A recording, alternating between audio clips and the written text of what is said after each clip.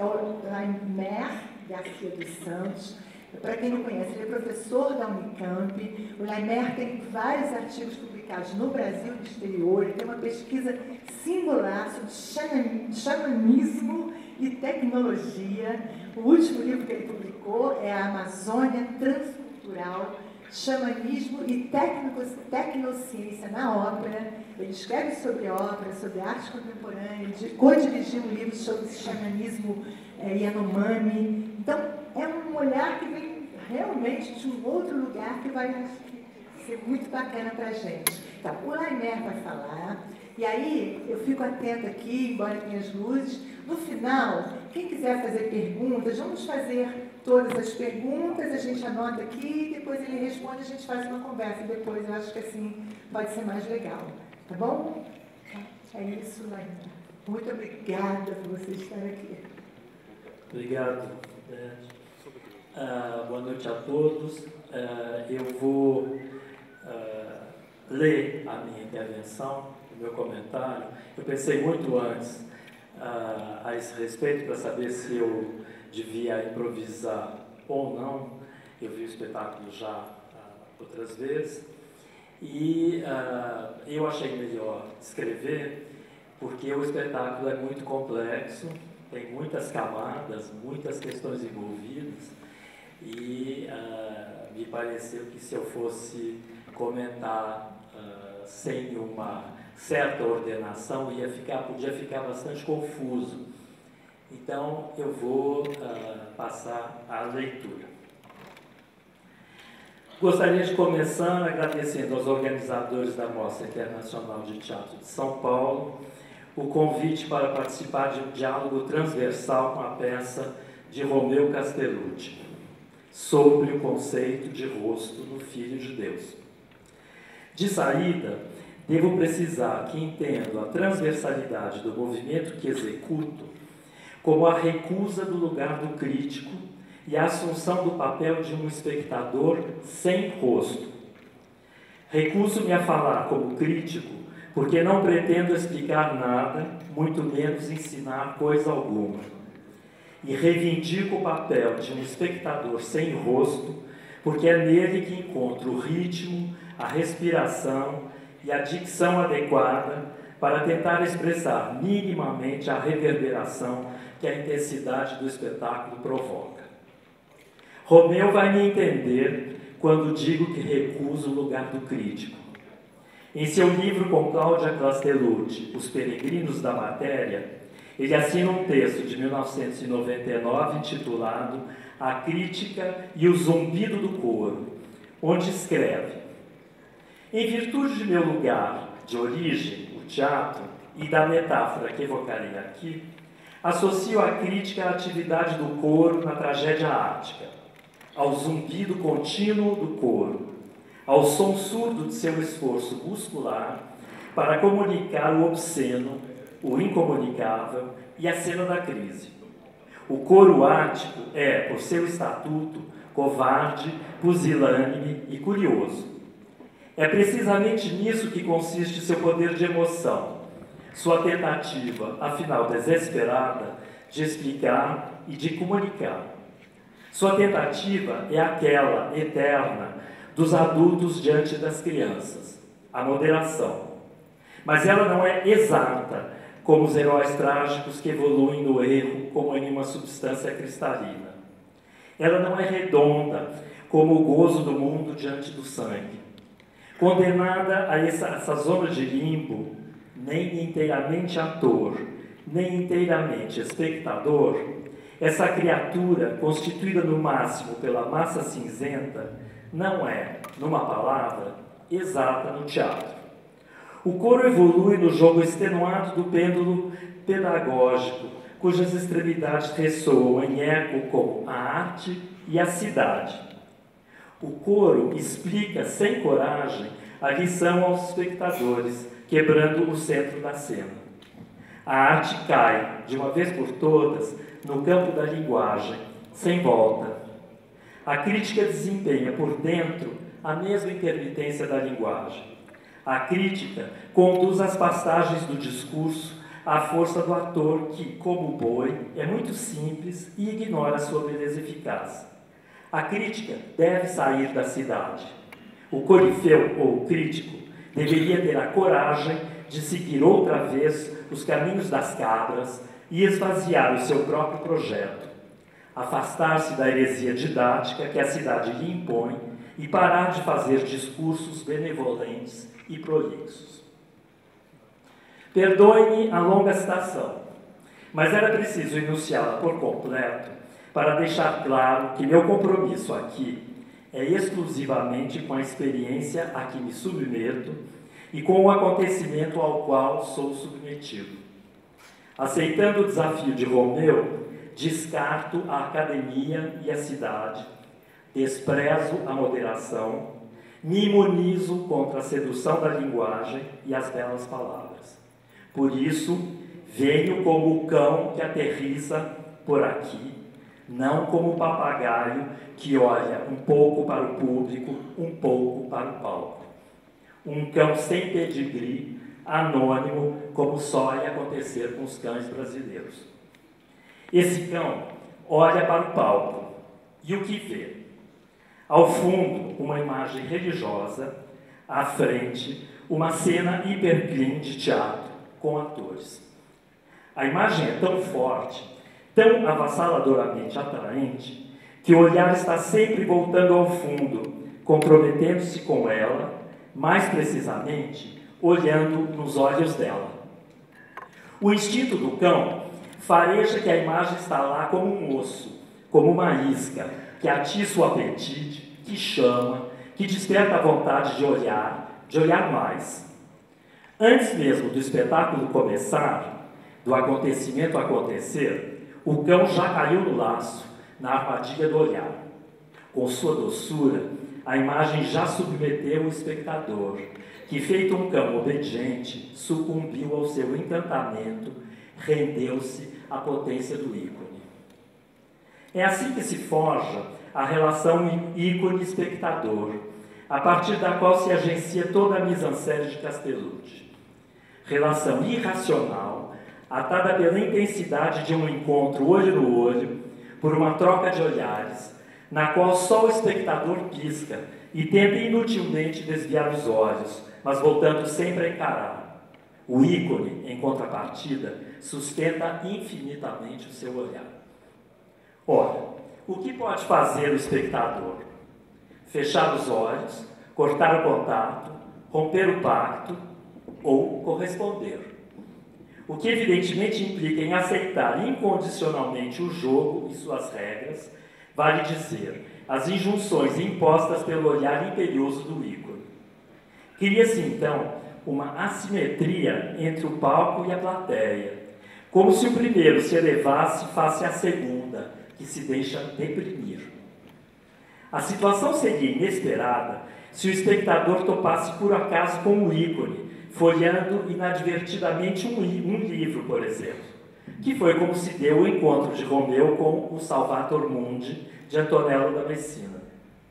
Situação insólita, configurando uma captura mágica, vale dizer, uma revelação. Mas no nosso caso, só na aparência ela é extraordinária e paradoxal, por ter sido armada, deliberadamente construída por Castellucci. Aqui, o desvelamento não se dá, não se presentifica no sublime manifesto. Trata-se de um acontecimento provocado, arquitetado, induzido. Trata-se de caso pensado. É claro que o diretor não escamoteia nada disso, muito ao contrário. Castellucci se posiciona na intersecção entre religião e teatro para fabricar a troca de olhares, tirando o máximo partido dos recursos de ambos, a fim de criar uma situação de contemplação.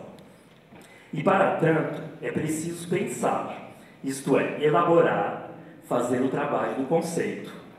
Não é à toa que o espetáculo se chama Sobre o Conceito de Rosto do Filho de Deus. Com efeito, em meu entender, não seria exagero dizer que assistimos a uma meditação sobre a possibilidade de contemplação na experiência contemporânea.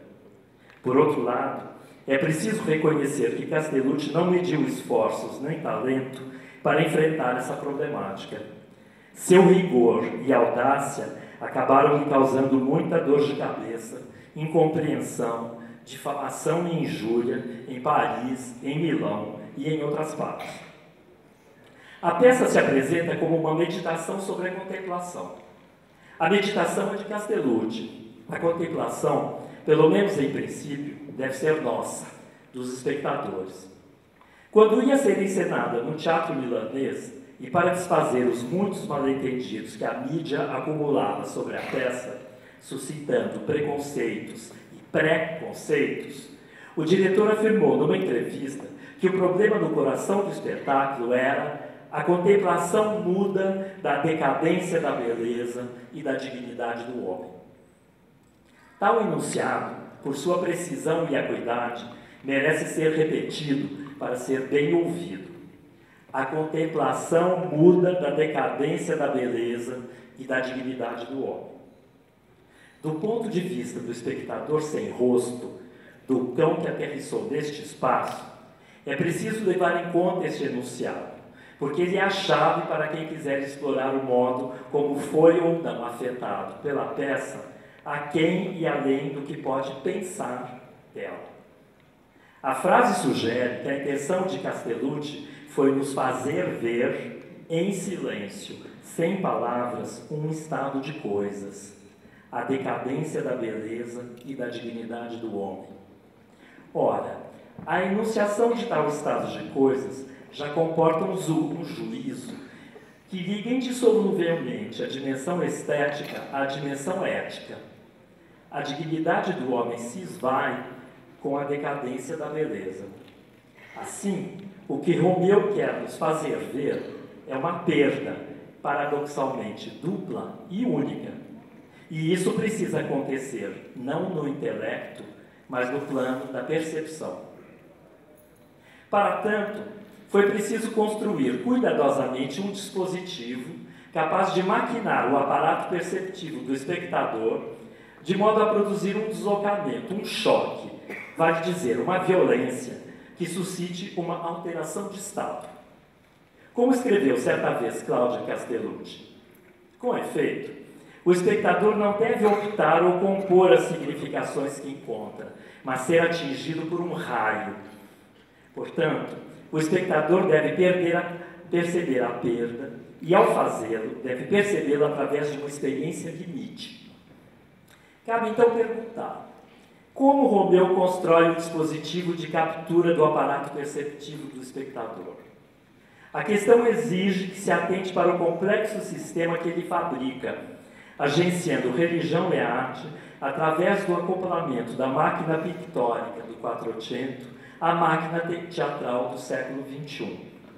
As duas máquinas são mobilizadas para conduzir o espectador da perda da beleza e da dignidade do homem à experiência do reencontro.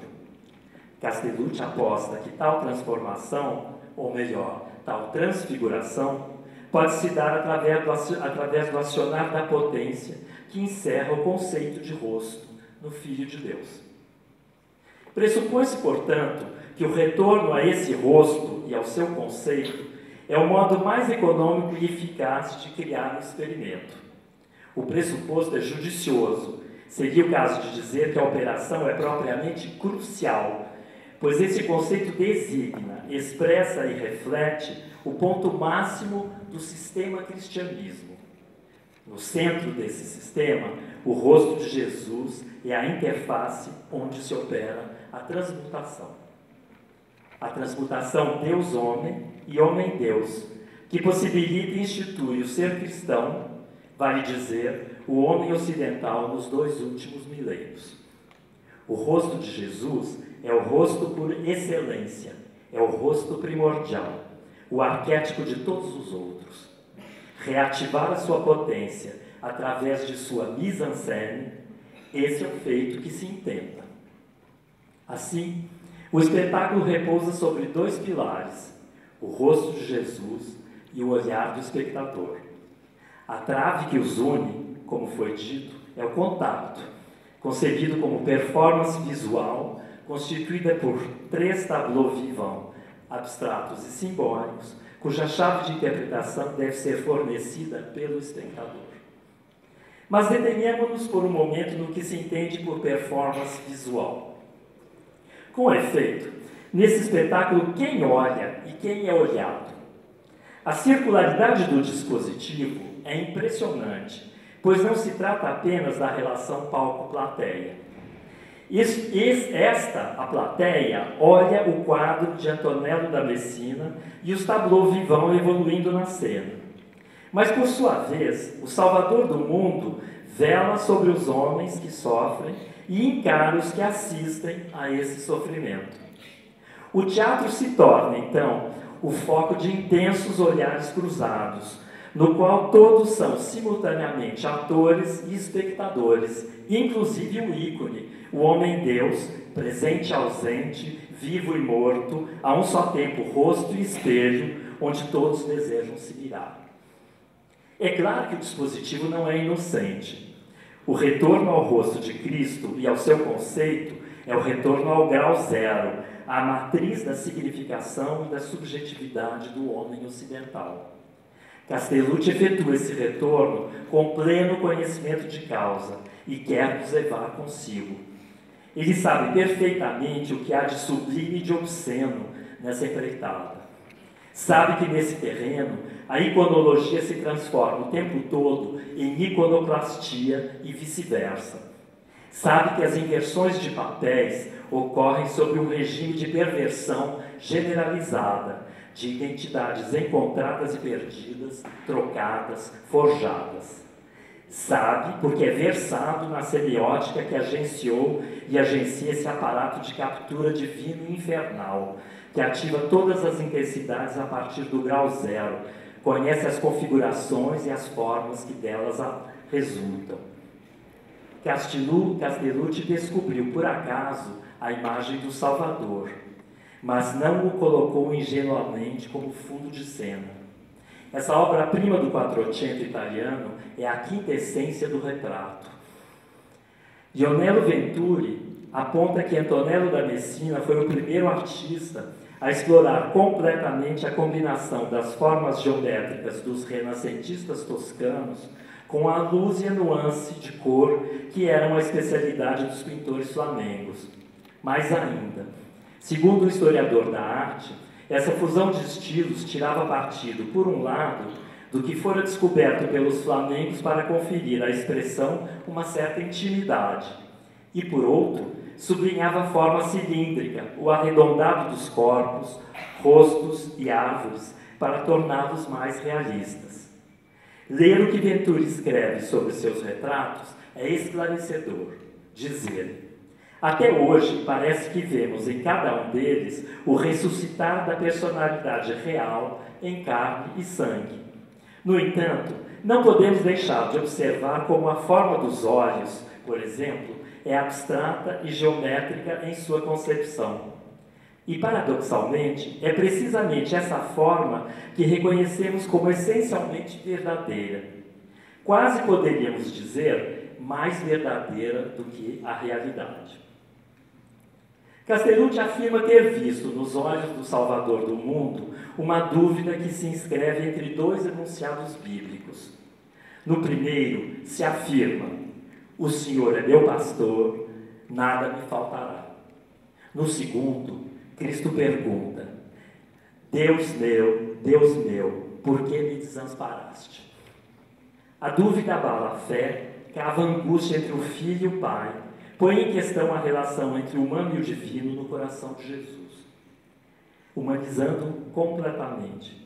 Expressa no olhar, ela transforma, no entender de Castellucci, o retrato do Filho de Deus no retrato do homem, de um homem, ou mesmo do próprio espectador. Ecce homo. A partir do olhar, dá-se a humanização do rosto de um Cristo que nos toca, porque deseja compartilhar conosco a sua dúvida humana, demasiado humana. Pelo olhar, Jesus nos interroga, assim como interpela, na cena, todos os que, como ele, sofrem a perda, o abandono do divino. Resulta que todos os olhares sucumbem ao pathos, à paixão, doravante comungada pelas vítimas, que ora protagonizam, ora assistem à agonia mútua, tal uma infecção galopante, ou melhor, uma diarreia que vai tomando conta de tudo. O problema é que esse rosto não surgiu assim, sem mais nem menos, da dilacerante dúvida humana. Porque o pintor siciliano do Quattrocento bebeu na matriz medieval, e não renascentista, se inspirou no cânone bizantino para figurá-lo. Por trás do olhar meigo, por trás do rosto manso desse ecce homo, brilham os olhos chamejantes do Pantocrator. É este rosto que se impõe na história da pintura como a imagem que olha em vez de ser olhada. É ele quem inverte a perspectiva óptica, transformando o espaço do espectador num campo esquadrinhado por seu olhar soberano. Basta ver como Jean Paris descreve o rosto do Pantocrator, esse arquétipo do retrato, em seu livro O Espaço e o Olhar. Diz Jean Paris: destacando-se de uma vasta auréola emoldurada por um círculo negro ou púrpura, uma cabeça enorme, cuja cabeleira se divide em cachos ou cai sobre os ombros, fixa os fiéis de frente. Ou do alto, do zênite. Sob o velo, o crânio é uma esfera cósmica, mas os bigodes e a barba são tão luxuriantes que quase escondem a boca, emaciam o rosto, acentuam as maçãs, acusam o aspecto feroz do autocrata, com quem seus duplos, Stalin inclusive, vão fazer questão de se parecer. Só se veem os olhos, negros, febris, dardejando o fogo de um outro mundo. De que fundo emerge esse rosto? Atrás, o espaço vazio ou pleno de ser, onde nosso olhar se miscua e viaja, sem se deparar com acidente algum, exceto a civilização infinita. Trata-se de um espaço abstrato, inteiramente diferente do nosso, que sugere um espraiamento como profundidade, e cujo único atributo, a cor, mas é mesmo uma cor, define a divindade. Ora, esse espaço insondável, inumano, é precisamente isso que significam os olhos de Deus sobre nós. Através deles, penetramos em seu elemento próprio. Através deles, a substância celeste corre em nós, brotando de suas distâncias. É preciso que o olho se torne semelhante ao objeto visto para dedicar-se a contemplá-lo. Jamais um olho veria o sol sem tornar-se semelhante ao sol. Nenhuma alma veria a beleza sem ser bela. O que Plotino diz da contemplação vale para a ótica do Pantocrator. Ao olhar absoluto, espaço absoluto. Aqui não há distância nem distinção entre a essência e a aparência, pois nos encontramos no mais puro do ser. O olhar parte reto do céu ilimitado, como o sol através do qual o invisível nos considera e se oferece o mundo como espetáculo. A superfície dourada ou azul dos bizantinos surge então como esse fundo informe e vazio do Gênesis. Primeiro a luz com seu fogo e seu éter, depois o céu com sua imensidão. É sobre esse fundo que vai se inscrever o rosto ideal, como o duplo do homem. É a partir dele que o Pantocrator vai olhar de frente, perpendicularmente à imagem. O raio parte do ouro para se fixar em nós. Nós somos olhados. Ora, como bem aponta Paris, esse rosto é um iconoclasma que nasce da inquietação extrema a respeito dos poderes da imagem. Pois pintar o Cristo, decreta o Papa Constantino V, é circunscrever o incircunscriptível. Assim, o rosto do Cristo só pode aparecer como uma heresia. É, portanto, interessantíssimo observar como a arte bizantina, a primeira a se pretender metafísica, vai resolver uma contradição insolúvel. Como figurar o que, por essência, desafia toda figuração, uma vez que o divino é necessariamente incorporal? Jean Paris aponta que, para esse conflito, a arte bizantina elabora uma solução espantosa, quando em 843 a Igreja admite que as imagens contenham uma centelha de energia divina e que contemplá-las é benéfico para a alma. Em seu entender, um novo Deus vai nascer e uma nova pintura. É a imagem colossal do Pantocrator, na qual se afirmam duas propriedades que para Deus são uma só: no espaço, a simetria, no ser, o olhar. A invenção do rosto exige, assim, que o espaço e o olhar se constituam num só e único movimento. Tenhamos um pouco de paciência e acompanhemos um pouco mais o argumento de Jean Paris. Diz ele: a perspectiva não é o forte dos bizantinos. É que ela caracteriza nosso mundo terrestre, nossa visão binocular, e seria um sacrilégio impô-la à extensão metafísica. Deus não tem nada em comum com a nossa ótica. Sua silhueta plana sobre fundo dourado manifesta isso agressivamente, e todos os seres que participam do seu céu também são isentos de profundidade. Mas a consequência, ou melhor, a condição de tal estética é que a profundidade, excluída da parede, se encontra na frente da imagem, significada pelo olhar divino. Por isso, esse olhar, bem como a simetria que ele supõe, constitui a verdadeira perspectiva do quadro, perspectiva invertida, que contamina os próprios objetos. E é em nossa direção que o espaço se projeta, pois é para nós que Deus projeta a sua visão. Portanto, é evidente que ao modificar um ou outro desses fatores, o artista também destrói o plano pictural de duas dimensões. Deixando de obedecer aos cânones sagrados, a tarefa do pintor será, doravante, a de fornecer uma outra base de veracidade. Como? Reportando ao próprio quadro a profundidade que antes emanava dele, isto é, fazendo recuar o dourado do fundo até inserir nele a força, paisagens. À medida em que o olhar divino se distancia de nós, deixa de nos impor sua extensão. Nosso próprio olhar se afunda nela, se substitui a ela, cava seus horizontes e aí dispõe suas leis. Assim que Deus não se opõe mais à anexação do seu espaço, mas o abandona, desviando os olhos, a terceira dimensão se inverte, volta lentamente para o dourado mural, aprofunda a superfície sagrada, fazendo de nós não mais objetos olhados, mas testemunhas que olham. A profanação dos temas se acompanha, portanto, necessariamente de sua inversão espacial. A perspectiva será o revolver na extensão celeste contra ela mesma, a vitória do olhar humano sobre o olhar transcendente. A incursão nas pesquisas de Jean Paris se fez necessária porque encontramos ali a discussão relativa ao surgimento do rosto e de seu conceito na pintura. Isso é importantíssimo para o entendimento do dispositivo cênico de Castellucci, porque joga-se aí uma luz poderosa sobre a função que a iconoclastia cumpre neste espetáculo que acabamos de assistir. O teatro dos Castellucci sempre foi iconoclasta.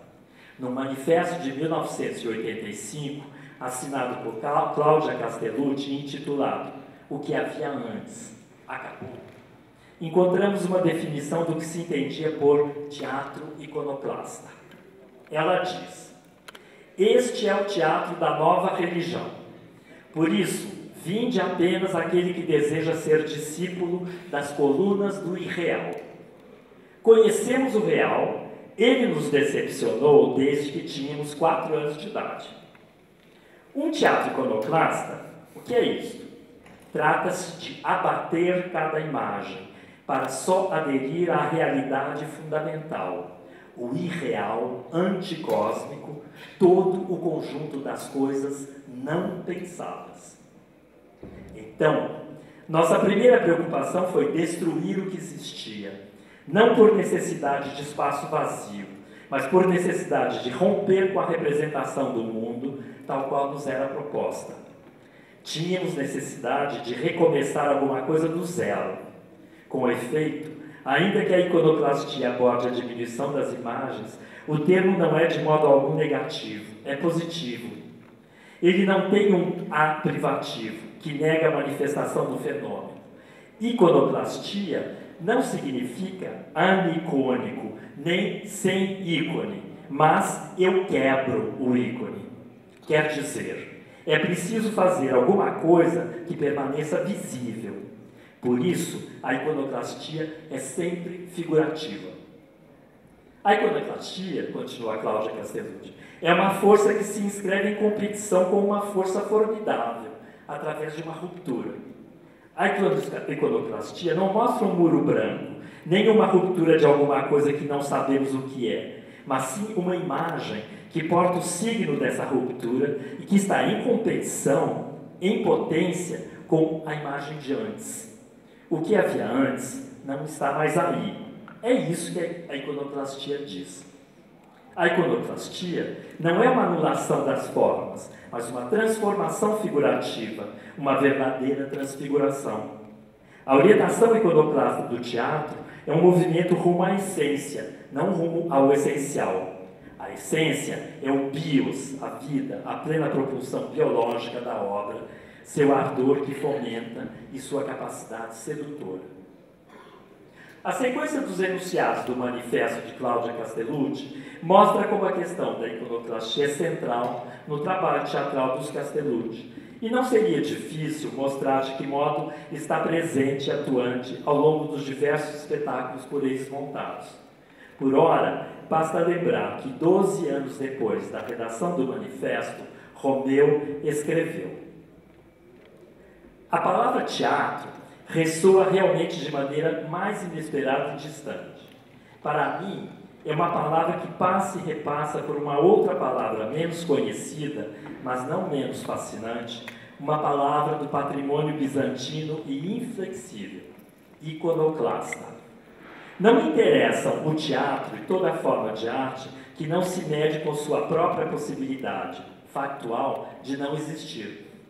A volta da figura como iconoclastia da cena é a questão que acompanha o teatro pleonástico das Societas Rafaelo Sanzio. Cláudia Castellucci escreveu: a iconoclastia foi uma palavra maternal e importante para nós. Fim de citação. A reflexão de Romeu, de 97, é importante, porque amarra um feixe de questões que parecem desaguar dramaticamente sobre o conceito de rosto no Filho de Deus. Por isso, cabe prestar atenção em como a iconoclastia funciona nesta peça, para procurar entender o processo. Sob o olhar de Jesus, vai se desenrolar o complexo palco-culpa, palco-culpa, no qual pai e filho se debatem com o sofrimento cotidiano. Aqui, assiste-se à miséria crua da vida das vítimas, tingida pela neurose de ambos, pela culpa insuportável. O horror toma conta do corpo do espectador que contempla a cena, e ele é intensificado pela atuação magistral dos atores. É conhecida de todos a exigência dos Castellucci do tocante ao trabalho do ator. Não é só que este precisa dar o máximo de si, o que já seria bastante. O diretor quer que o ator dê tudo, que a entrega seja total. É preciso que ele se desnude, se despoje, que se torne um corpo que é pura afecção. Romeu escreve: o corpo como soma, pobre de mundo, o corpo que busca o animal, seu ser exterior original, que lhe permite entrar com a potência exata. Assim, a atuação do ator está no corpo e no rosto. A cena, continua Romeu, implora o rosto do ator. Encontrar-se em cena é um gesto de pura comunicação, é um gesto violento. Subir ao palco é um dos gestos mais radicais que um homem pode fazer. Sim, o problema medular do ator é a exposição. Oferecer seu rosto ao mundo é pura exibição. Com efeito, não há discurso algum que possa reagir à paixão de um rosto. Fim de citação. Ora, nessa peça é grande o sofrimento dos atores, porque a exposição é total. Eles têm de suportar o olhar dos espectadores e de Jesus, têm de exibir a condição degradante de seus personagens. E como estes são pura exterioridade, tudo se passa em seus corpos. Cria-se, então, o máximo de tensão. Assumindo biologicamente a condição de seus personagens, Os atores têm de se alienar inteiramente, de se tornarem eles mesmos outros, numa espécie de releitura católica do teatro da crueldade de Artaud. A transfiguração se dá pela via do atroz, in vivo, ao vivo. Mas atenção, no fundo, esse sofrimento é gozoso, pois da abjeção do aniquilamento de si emerge o sublime, o secreto êxtase. De novo, estamos no terreno do pathos, da paixão do Deus que se aliena no humano e que, pela dor, encarna e oferece em espetáculo a perda e a salvação de cada um e do mundo. O realismo do sofrimento atinge as raias do absurdo. Para poder suportar tamanha carga em cada performance, o ator precisa de um treino físico e psíquico rigoroso, que se efetiva através do que Castellucci chama de exercícios délficos, isto é, práticas individuais de solidão que conduzem o indivíduo a situações extremas. Não há tempo para evocar aqui as orientações que lhe são dadas, e que são muito variadas e formuladas como máximas. Há uma, porém, que merece menção por dar uma ideia precisa do objetivo a ser alcançado e por se aplicar diretamente à peça que assistimos. Essa máxima diz: ator, suje o palco, como o cavalo, o estábulo, como o porco, o chiqueiro, como a criança, seu leito. Haveria, então, um devir animal e um devir criança no ator do teatro iconoclasta? Aparentemente sim, mas surge uma dúvida. Como pode haver esse devir se o passado e o futuro se encontram no rosto do Salvador, no retorno humano nesse rosto e para esse rosto? Pai e filho espiam sua culpa diante do Ecce-Homo, que veio visitá-los, conferir sentido às suas penas, à sua impotência e consolá-los. Na sequência, garotos vão arremessar granadas de brinquedo no rosto humano divino. Quem são eles? Foi dito anteriormente que o quadro de Antonello da Messina foi o detonador da criação do espetáculo. Mas, na verdade, há uma segunda imagem que a ela se contrapõe na gênese da peça. Trata-se de uma fotografia de Diane Arbus, na qual um garoto magrelinho, flagrado num parque, manifesta pateticamente a sua ira, tanto no rosto retorcido quanto nas mãos. Uma delas porta uma granada de brinquedo, a outra, com seus dedos retorcidos, tenta agarrar o vazio. Castellucci viu nessa imagem um ícone da forma espiritual da nossa época, a expressão da impotência contemporânea. Apropriando-se dela, Romeu vai multiplicar o menino em cena. Agora, vários deles se põem a atirar suas falsas granadas de alumínio contra o rosto de Cristo. Mas seus gestos são ambíguos. Mais do que uma verdadeira agressão, eles se constituem como uma provocação, uma espécie de grito, um chamamento, vale dizer, uma forma de prece, pois miram esse rosto para despertá-lo e redimi-lo. Assim como o rosto do Salvador fulgurou suavemente, respondendo à súplica do filho que o invoca, vai agora resplandecer para os garotos. Mas eis que já tem início a destruição da imagem. Por dentro, ao som da excelente composição de Scott Gibbons, a imagem começa a ser forçada, manchada, dilacerada, aniquilada. Assim, a iconoclastia que presidiu a emergência do rosto do Pantocrator no início da peça corresponde agora a uma outra iconoclastia que visa abater o ícone. Desaparecendo, a imagem se faz verbo, you are my shepherd, mas também you are not my shepherd. O Senhor é meu pastor, o Senhor não é o meu pastor. No registro bíblico, se vale o primeiro enunciado, nada me faltará. Mas em caso de negativa, me falta tudo, a começar de um rosto no qual me mirar para saber quem sou. Ou seja, o sistema cristianismo não comporta saída, porque não se pode existir fora dele.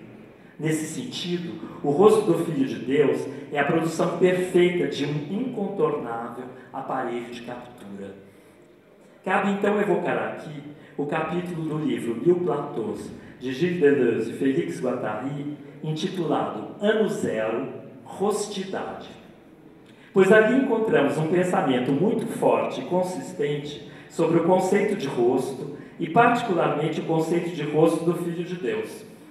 Com efeito, o filósofo e o psicanalista começam considerando como o rosto é curioso. Um sistema, muro branco, buraco negro, grande rosto com bochechas brancas, rosto de giz furado com olhos como buraco negro, cabeça de palhaço, clown branco, Pierrot lunar, anjo da morte, santo sudário. Em suma, um sistema semiótico e, como tal, produtor de significação e de subjetividade. Assim, Deleuze e Guattari escrevem: não é exatamente o rosto que constitui o muro do significante, nem o buraco da subjetividade. O rosto, pelo menos o rosto concreto, começaria a se esboçar vagamente sobre o muro branco, começaria a aparecer vagamente no buraco negro. É certo que o significante não constrói sozinho o muro que lhe é necessário. É certo que a subjetividade não escava sozinha seu buraco. Mas tampouco estão completamente prontos os rostos concretos que poderíamos nos atribuir. Os rostos concretos nascem de uma máquina abstrata de rostidade, que irá produzi-los ao mesmo tempo que der ao significante seu muro branco, à subjetividade seu buraco negro. O sistema buraco negro-muro branco não seria então já um rosto, seria a máquina abstrata que o produz, segundo as combinações deformáveis de suas engrenagens. De acordo com essa análise, o rosto faz parte de um sistema superfície-buracos, superfície esburacada.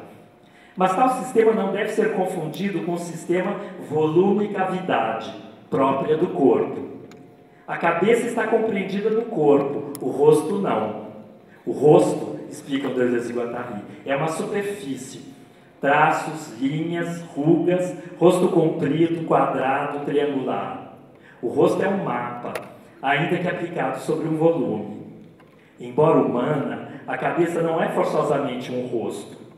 Segundo os autores, o rosto só se produz quando a cabeça deixa de fazer parte do corpo, quando para de ser codificada pelo corpo, quando ela mesma para de ter um código corporal polívoco, multidimensional. Quando o corpo, incluindo a cabeça, se encontra descodificado e deve ser sobrecodificado por algo que denominaremos rosto, com R maiúsculo. É o mesmo que dizer que a cabeça, que todos os elementos, volume e cavidade da cabeça, devem ser rostizados. Mas a operação não para aí. A cabeça e seus elementos não serão rostizados sem que o corpo inteiro não o possa ser, não seja levado a sê-lo em um processo inevitável. Em que circunstâncias essa máquina é desencadeada, produzindo rosto e rostização, se o rosto não é animal, tampouco é humano em geral? Para Deleuze e Guattari, há algo de inumano no rosto. E o que há de inumano são os agenciamentos de poder que precisam produzir o rosto num determinado momento, tendo em vista que ele não é um universal, não existiu desde sempre, sequer é o rosto do homem branco. Na análise deles, o rosto é o próprio homem branco, com suas grandes bochechas e o buraco negro dos olhos. O rosto é o Cristo. Ano zero, rostidade. Momento em que a máquina abstrata deslancha o processo de produção que irá permitir e garantir a onipotência do significante, bem como a autonomia do sujeito. Dizer, vocês serão alfinetados no muro branco, cravados no buraco negro. Essa máquina é denominada máquina de rostidade porque é produção social de rosto, porque opera uma rostização de todo o corpo, de suas imediações e de seus objetos, uma paisagificação de todos os mundos e meios. A desterritorialização do corpo implica uma reterritorialização no rosto. A descodificação do corpo implica uma sobrecodificação pelo rosto. O desmoronamento das coordenadas corporais ou dos meios implica uma constituição de paisagem. Deleuze e Guattari observam que, se considerarmos as sociedades primitivas, poucas coisas passam pelo rosto. Sua semiótica é não significante, não subjetiva, essencialmente coletiva, polívaga e corporal, apresentando formas e substâncias de expressão bastante diversas. A polivocidade passa pelos corpos, seus volumes, suas cavidades internas, suas conexões e territorialidades. E para estabelecer a diferença delas com a do homem ocidental, baseiam-se nos estudos de Jacques Lizot, que viveu entre os Yanomami da Venezuela.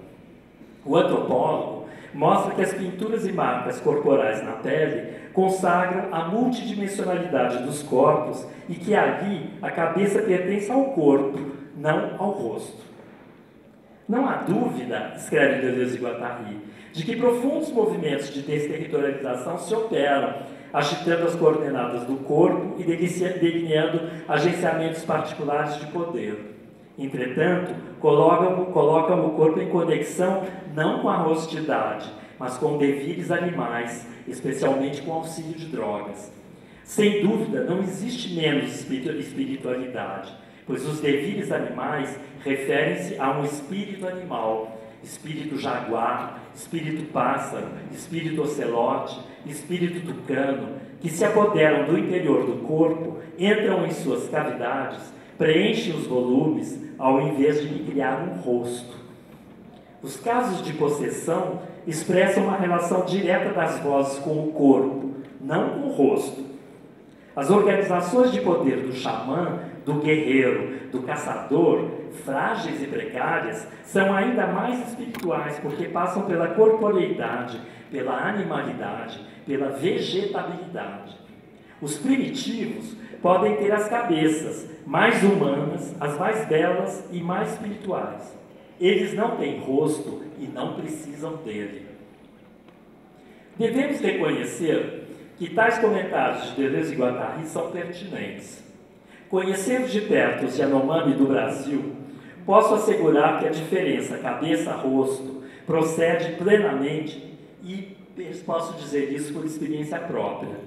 Aliás, a primeira coisa que pude perceber com surpresa quando estive pela primeira vez com esses índios foi a impossibilidade de encontrar um rosto nos seres que estavam à minha frente e a sensação estranhíssima de começar a desconhecer minhas próprias expressões faciais, porque, de repente, elas não faziam mais sentido para meu interlocutor e, por contágio, nem para mim. Essa questão é forte, palpável, e já foi tratada a fundo quando Stella Senra analisou o que acontecia nos retratos de Yanomami realizados por Cláudio Andujá e publicados no livro Marcados. Com efeito, ali se pode ver com clareza que quanto mais aculturados os índios, mais suas cabeças vão se rostificando, mais seu modo de existência vai se enquadrando nos parâmetros do retrato. Ora, esse exemplo permite perceber que a invenção do rosto se dá no ano zero do Cristo, mas pode também se inaugurar ainda hoje, lá onde os povos ditos primitivos, selvagens, são cristianizados e incorporados ao desenvolvimento histórico do homem branco. É possível, portanto, observar no contemporâneo a máquina abstrata do cristianismo produzindo rostos lá onde existiam cabeças. Por outro lado, é preciso concordar com as observações de Deleuze e Guattari quanto à utilização que a pintura ocidental fez dos recursos do Cristo-rosto. Dizem eles: de uma maneira mais alegre, a pintura utilizou-se de todos os recursos do Cristo-rosto. Serviu-se da máquina abstrata de rostidade, muro branco, buraco negro, em todos os sentidos, para produzir com o rosto do Cristo todas as unidades de rosto, mas também todas as variações de desvio. Há um júbilo da pintura a esse respeito, da Idade Média ao Renascimento, como uma liberdade desenfreada. Não apenas o Cristo preside a rostização de todo o corpo, seu próprio corpo, a paisagificação de todos os meios, seus próprios meios, mas compõe todos os rostos elementares e dispõe de todos os desvios. Cristo atleta de mercado, Cristo maneirista pederasta, Cristo negro, ou pelo menos virgem negra à margem do muro. As maiores loucuras aparecem na tela, através do Código Católico. Um único exemplo dentre tantos outros. Sobre o fundo branco de paisagem e buraco azul escuro do céu, o Cristo crucificado, tornado máquina-pipa, envia por meio de raios estigmas a São Francisco. Os estigmas operam a rostificação do corpo do santo, a imagem do de Cristo. Mas, igualmente, os raios que trazem os estigmas ao santo são os fios pelos quais o santo movimenta a pipa divina. É sob o signo da cruz que se soube triturar o rosto em todos os sentidos, bem como os processos de rostificação. Coloca-se então a pergunta: como sair do buraco negro? Como atravessar o muro? Como desfazer o rosto? No entender dos autores, trata-se de sair daí, não em arte, isto é, em espírito, mas em vida real. Dizem eles, muitas pessoas o tentaram depois de Cristo, a começar pelo próprio Cristo. Mas o Cristo falhou na travessia, no salto, ele ricocheteou no muro, e como uma mola que se solta bruscamente, fez fluir toda a imundície do fluxo negativo. Todo o impulso negativo da humanidade pareceu se condensar em uma massa inerte e monstruosa, para dar origem ao tipo do número 1 inteiro humano, o algarismo 1, a indivisível unidade, o rosto, com R maiúsculo. É preciso desfazer o rosto, o que não é coisa à toa.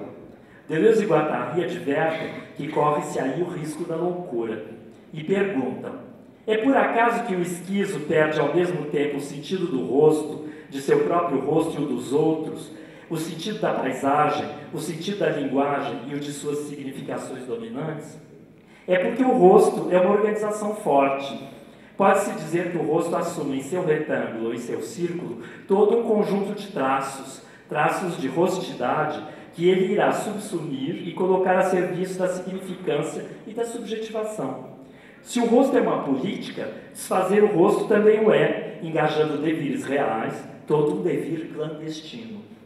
Desfazer o rosto é o mesmo que atravessar o muro do significante, sair do buraco negro da subjetividade. Desfazer o rosto, todo um devir clandestino, que não se constrói tentando voltar atrás. Não há como criarmos uma cabeça primitiva, mas devemos lamentar o ocaso do rosto na experiência contemporânea. A resposta de Deleuze e Guattari é diferente da de Castellucci. Para eles, do interior do rosto, do fundo de seu buraco negro e em seu muro branco, devemos liberar traços de rostidade como pássaros, agenciados de tal modo que escapem dos códigos. Inspirando-se nos pintores que se serviram do rosto do Cristo em todos os sentidos e em todas as direções, deveríamos transformar as linhas do rosto em linhas de fuga. É o que faz Castellucci? Pergunto eu. Sim e não. No final do espetáculo, após a destruição da imagem, reluz o enunciado "You are my shepherd". Discretamente, na sombra, um not transforma a frase em "You are not my shepherd". Ficamos com a ambiguidade. Mas nos últimos segundos da peça, um estouro, como um curto-circuito, apaga a palavra not, restaurando a afirmação bíblica. Confesso que esse curto-circuito despertou em mim uma frase de Romeu Castellucci, lá de 1997. O estouro soou como um alarme. É que o diretor, nessa frase, se pergunta: o ícone elevado à potência, o ícone elevado ao cubo, seria o sonho iconólatra de perversão do iconoclasta? A indagação que parece emergir por dentre as colunas do irreal me fascina. porque tem o poder de juntar num movimento extremado os dois opostos, em princípio, incompossíveis, a iconolatria e a iconoclastia. Mais ainda, estabelece uma prevalência incontestável da potência do ícone sobre a vontade destruidora. Ora, se isso for verdade, sobre o conceito de rosto do Filho de Deus, seria a realização desse sonho de Castellucci. Mais especificamente, o triunfo do ícone sobre o teatro iconoclasta, ainda que de forma irônica e paradoxal, uma vez que esse teatro é concebido e agenciado por ideias, práticas, métodos e procedimentos iconoclastas. E que ícone teria sua potência elevada ao cubo, se não o rosto do Salvador do mundo? Ouso afirmar que, sobre o conceito de rosto do Filho de Deus, é o sonho iconólatra que perverte o iconoclasta Romeu Castellucci, com ou sem seu consentimento, pouco importa. Retornando ao grau zero, num face a face com o Salvador do mundo, Romeu sucumbe ao imperial Pantocrator, que segue sendo o senhor das regras do jogo. Obrigado.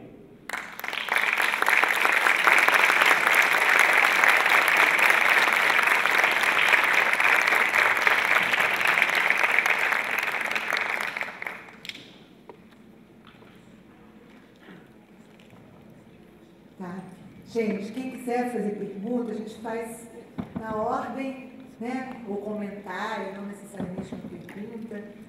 Deixa eu ver acho que tem alguém. E depois dessa fala a gente fica, né? Pensando. Não, depois do espetáculo e depois dessa fala. Nossa, então não é iconoclasta? No final o ícone venceu. Meu Deus, eu não tinha visto dessa forma. Caramba! Enfim.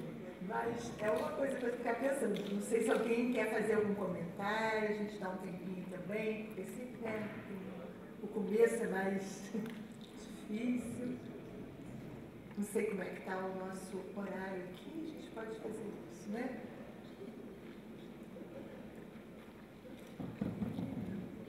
Ninguém? Bom, bem. Olha. Desculpa. Aqui? Alguém está...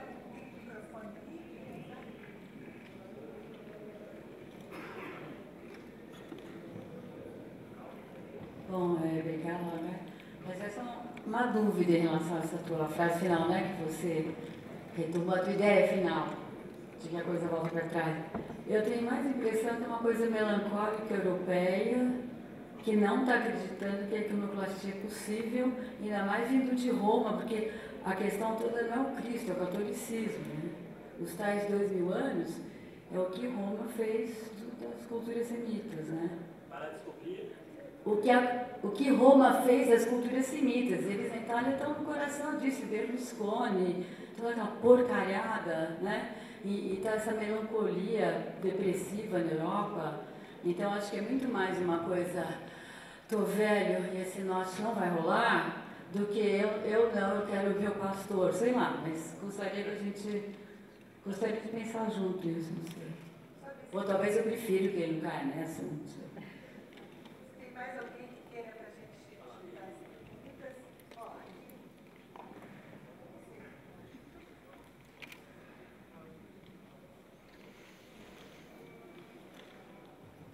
Oi. Então, não sei, por questões de quem conhece principalmente, né, os 4 evangelhos, uma coisa que fica muito, acho que evidente demais, nem sei se não mereceu comentário por ser tão evidente, a relação pai e filho em relação como um duplo da relação pai, filho, Deus e Cristo, né?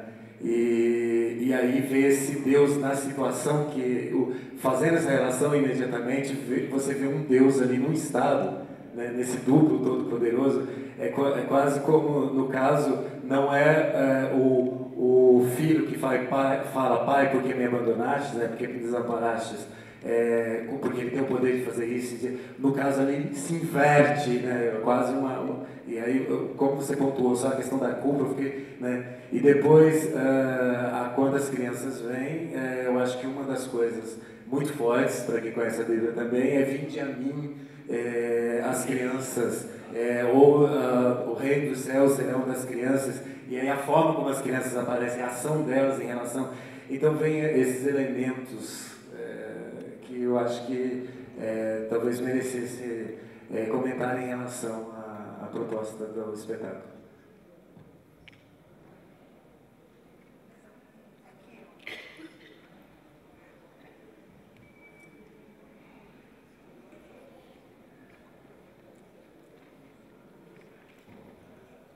Foi bastante válida a sua colocação. A minha curiosidade é qual a sua visão a respeito da perspectiva dramatúrgica que o diretor escolhe, que talvez seja um tópico que você não tenha comentado, porque pelo menos para mim apareceu de uma maneira bastante peculiar e talvez muito diferente da perspectiva que a gente tem visto no nosso teatro, por exemplo, de São Paulo. Então, como que você viu essa perspectiva dramatúrgica dessa obra?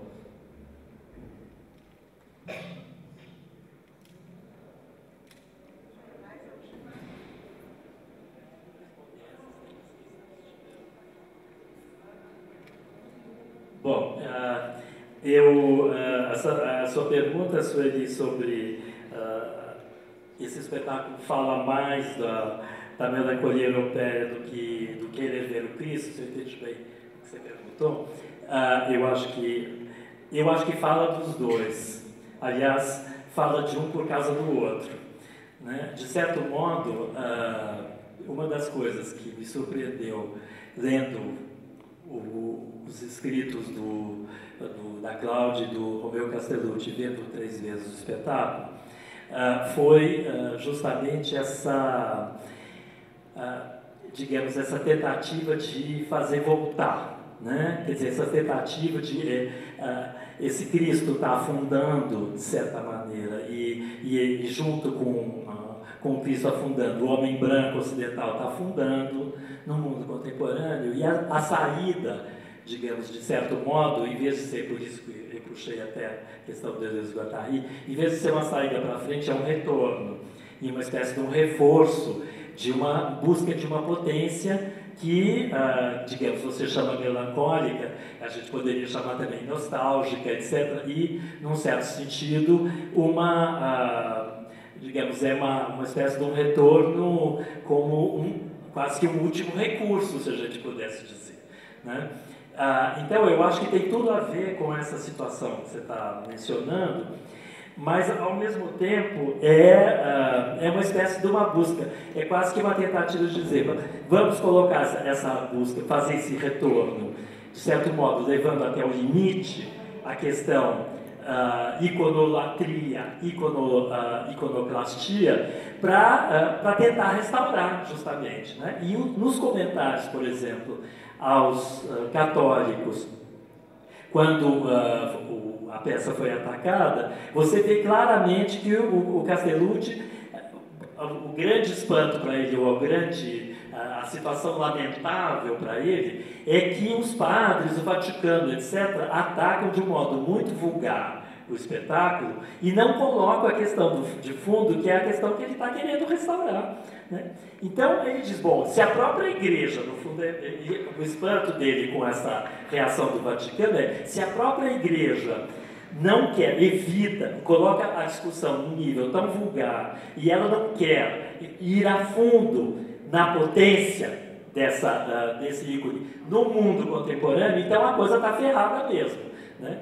E eu acho que é muito interessante essa relação que você faz, porque tem a ver justamente com o declínio do homem branco, né? E esse declínio, de certo modo, está aqui absolutamente escancarado. O tempo todo como iconoclastia, mas o tempo todo como, na verdade, iconolatria, no fundo, que era a dúvida que coloca ali, mas no fim eu vou, digamos, no fundo, o sonho dele, a dúvida que brota para ele, será que eu vou ser rabado, né, no final das contas, pelo ícone, né? nesse face a face, será que esse sonho não é justamente de perverter o iconoclasta? E eu acho que o que acontece aqui é essa perversão mesmo.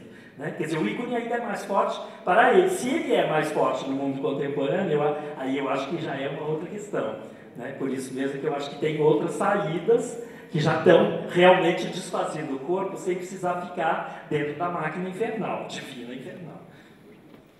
Eu gostei muito do seu comentário sobre a questão do Evangelho, da relação pai-filho e como duplo de Deus e Jesus, né, como uma inversão justamente da potência para a impotência e dessa relação filial, dessa relação de dependência, do abandono, não abandono, etc. Eu acho interessantíssimo, acho que tem mesmo essa dimensão do espetáculo que torna ainda mais patético até o espetáculo. Né? De certo modo, essa inversão de papéis sobre o olhar do Cristo joga uma outra luz sobre o próprio Cristo de volta. Né? E eu acho que realmente é muito interessante esse comentário.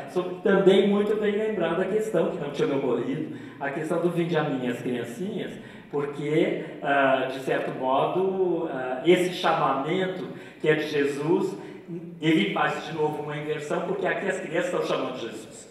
Né? Então, Jesus estava chamando, mas aqui elas chamam e ele resplandece para as crianças. Né? Então, você tem de novo essa questão que eu acho que é sempre essa passagem ambígua, esse vai e vem entre digamos, a iconolatria e a iconoclastia.